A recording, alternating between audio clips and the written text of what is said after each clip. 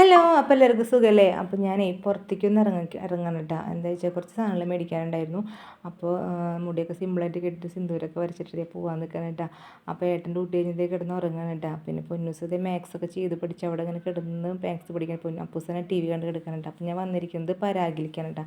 പരാഗിലേക്ക് വന്നത് കുറച്ച് ലൈനിങ് പൊന്നൂസിനൊരു പാവാടയും ബ്ലൗസും അടിക്കുന്നുണ്ട്. അപ്പോൾ ഞാൻ തന്നെ അടിക്കണത്. അപ്പോൾ അവൾക്ക് ലൈനിങ് എടുക്കാണ്ട് വന്നത്. പിന്നെ മാത്യൂസിൽ കയറി കുറച്ച് നൂലും സിബൊക്കെ മേടിച്ച് അങ്ങനെ വീട്ടിലേക്ക് പോകുന്നു കേട്ടോ. വീട്ടിലേക്ക് എത്തിയപ്പോൾ ഈ തുണി ഞാൻ പരാഗിൽ നിന്ന് എടുത്ത കേട്ടോ. പിന്നെ നീല വെള്ള ഉണ്ടല്ലോ, അത് അവൾക്ക് ഗിഫ്റ്റ് കിട്ടിയതാണ് കേട്ടോ. അപ്പോൾ അത് രണ്ടും തയ്ക്കണം.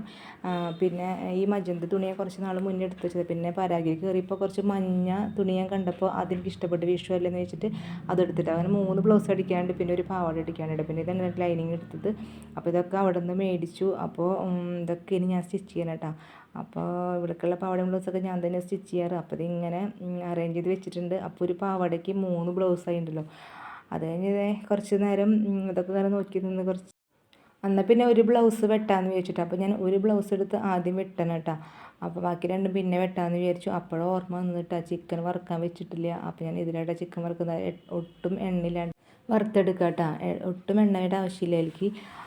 പിന്നെ അവൾ പറഞ്ഞു എനിക്ക് ചോറ് വേണ്ടെന്ന്. അപ്പോൾ ചോറ് വേണമെങ്കിൽ എന്താണ് കുറേ വെള്ളം കുടിച്ചെന്ന് പറഞ്ഞു ഡാൻസ് ക്ലാസ്സിൽ വെച്ചിട്ട്. അപ്പോൾ എനിക്ക് ചോറ് വേണ്ടെന്ന് പറഞ്ഞു. അപ്പോൾ ഞാൻ എന്തെങ്കിലും കഴിപ്പിക്കണ്ടേ. അപ്പോൾ ഞാൻ കുറച്ച് ക്യാരറ്റും ബീൻസും ഒരു സവാളയൊക്കെ അരിഞ്ഞ് വെച്ചിട്ടുണ്ടായിരുന്നിട്ട്. അപ്പോൾ അത് വേഗം എടുത്ത് ഓയിൽ ഒഴിച്ചത് വഴറ്റിയിട്ട് അതിലേക്ക് കുറച്ച് സോയ സോസൊക്കെ ഒഴിച്ച് കുരുമുളക് പൊടിയൊക്കെ ഇട്ടിട്ട് ഈ റൈസ് എടുത്ത് അതിലേക്ക് ഇട്ടു. അപ്പോൾ ഈ റൈസ് ഞാൻ കുറച്ച് വേവിച്ച് വെച്ചിട്ടുണ്ടായിരുന്നു കേട്ടോ. കാരണം അത് രാത്രി എനിക്ക് കഴിക്കാൻ വേണ്ടിയിട്ട്.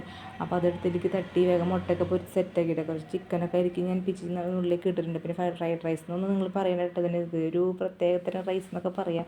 പിന്നെ എനിക്കിത് തക്കാളി സോസൊക്കെ ഒഴിച്ച് സെറ്റാക്കി കൊടുത്തപ്പോൾ അത് കണ്ടപ്പോൾ ഭയങ്കര ഇഷ്ടമായിട്ടാണ്. അപ്പോൾ കഴിക്കാമെന്നായിട്ടാണ്. കാരണം ചില ദിവസങ്ങളിൽ ഇങ്ങനെയാണല്ലോ പിള്ളേർ. അപ്പോൾ ഡാൻസ് കഴിഞ്ഞ് എന്നിട്ട് വിശപ്പാണ്. അപ്പം ഇന്നത്തെ വീഡിയോ എത്രയോ. Okay, by.